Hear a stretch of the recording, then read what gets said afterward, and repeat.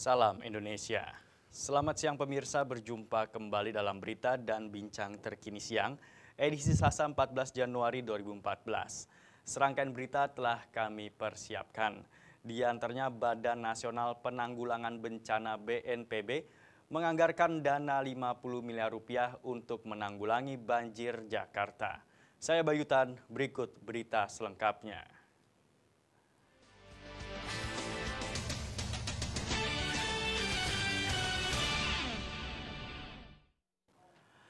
Pemirsa, Badan Nasional Penanggulangan Bencana BNPB menganggarkan dana 50 miliar rupiah untuk menanggulangi banjir Jakarta yang akan difokuskan pada 3 program.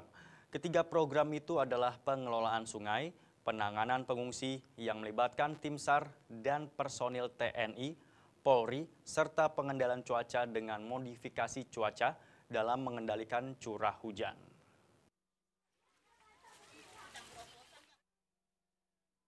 Jakarta kembali terjang banjir.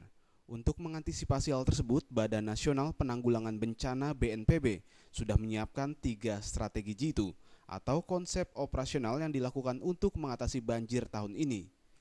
Dalam keterangan persnya, Kepala BNPB Syamsul Ma'arif mengatakan langkah tersebut antara lain yakni dengan melakukan teknik modifikasi cuaca untuk mendistribusikan hujan supaya lebih merata. Untuk teknik modifikasi cuaca menurut Syamsul akan dimulai pada hari ini. Sementara itu untuk anggaran, Syamsul menambahkan anggaran penanganan banjir di Jakarta, BNPB bersama dengan Pemprov DKI Jakarta menyiapkan dana sebesar 28 miliar rupiah, yang dimana 20 miliar rupiah berasal dari DKI dan 8 miliar rupiah dari BNPB. Secara keseluruhan, BNPB menyediakan dana 50 miliar rupiah. Jadi Pak ya bikin hujan buatan itu Pak? Jadi TMC itu adalah, ini memang singkatannya bersamaan ya dengan yang di polisi juga TMC juga ada. Jadi hujan buatan itu di istilah tekniknya adalah teknologi modifikasi cuaca. Itu mulai besok kita launch. Mereka sudah siap. Anggarannya sudah dari pemerintah? Dari BNPB bisa, dari BNPB karena BNPB menggunakan dana siap pakai. Anggarannya sendiri berapa Pak? 28 miliar, rencananya 20 miliar dari DKI, 8 miliar dari jadi untuk teknologi modifikasi cuaca ini adalah ada 2 ya, yang satu adalah untuk menyemai awan dan yang satunya untuk istilahnya di flare tadi untuk mengusir awan lah kira-kira gitu. Dari Jakarta, Muhammad Ihsan melaporkan. Curah hujan yang tinggi yang terjadi di wilayah DKI Jakarta sejak kemarin membuat debit air di pintu Manggarai Jakarta Pusat meningkat. Saat ini debit air sudah mencapai 925 cm dan telah ditetapkan sebagai siaga 2. Warga DKI Jakarta diharapkan untuk bersiaga menghadapi banjir kiriman dari Bogor, karena status pintu air Manggarai sudah ditetapkan siaga 2.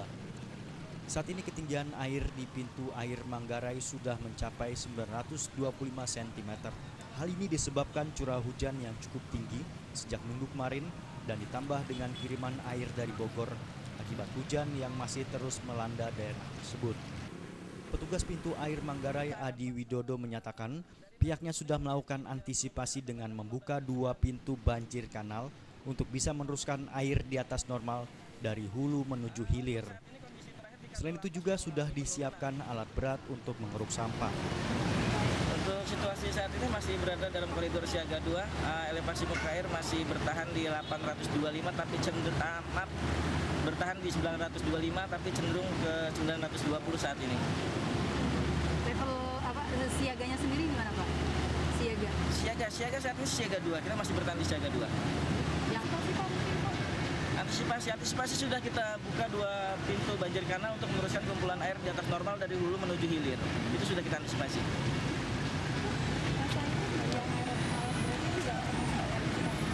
Pasti untuk sampah. Situasi di pintu air Katulampa Bogor saat ini dalam status siaga 4 dengan ketinggian air mencapai 60 cm. Jika intensitas hujan di Bogor maupun DKI Jakarta masih cukup tinggi, diharapkan bagi warga Jakarta untuk waspada akan banjir kiriman dari Bogor. Dari Jakarta, Sumantri melaporkan. Tidak hanya di ibu kota, hujan yang turun dengan intensitas tinggi beberapa hari terakhir membuat beberapa desa di Muara Rupit, Kecamatan Rupit, Kabupaten Muratara, Sumatera Selatan dilanda banjir. Ratusan rumah di wilayah ini tergenang air luapan sungai dengan kedalaman 50 cm hingga 2 meter. Banjir yang terjadi sejak minggu ini akibat curah hujan yang tinggi dan luapan air Sungai Rawas dan Sungai Rupit di wilayah Kabupaten Muratara, Sumatera Selatan. Banjir yang mencapai ketinggian hingga 2 meter tersebut melumpuhkan aktivitas warga karena jembatan dan fasilitas umum maupun sekolah dan kesehatan terendam air. Bencana banjir tahunan ini menyebabkan akses jalan penghubung antara Kecamatan Muara Rupit dan Kecamatan Karangdapo lumpuh akibat banjir yang merendam badan jalan mencapai hingga 2 meter. Curah hujan yang masih tinggi mengakibatkan sejumlah wilayah di Musir Rawas Utara ini terendam banjir dan mengakibatkan transportasi warga hanya menggunakan perahu sampan. 3 meter. 3 meter cuma dikit. Dari jam 2 kami dulu.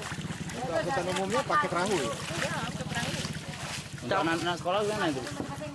Pulang ada sekolah di sekolah banjir. Pulang lagi. Diliburkan apa itu? Banjir yang melanda sejak 2 hari terakhir ini bertepatan juga dengan peresmian gedung pemerintahan Muratara yang baru pasca bentrok pemekaran yang menewaskan 4 warga. Namun ironisnya, masyarakat yang terkena musibah banjir di wilayah Muratara yang baru terbentuk ini belum ada perhatian maupun bantuan dari pemerintah setempat. Dari Muratara, Sumatera Selatan, Sukma Aldino melaporkan. Sementara itu di Jambi akibat tingginya curah hujan serta banyaknya truk bermuatan berat yang melintas mengakibatkan jalan dari Kota Baru menuju Kabupaten Tanjung Jabung Timur Jambi rusak parah.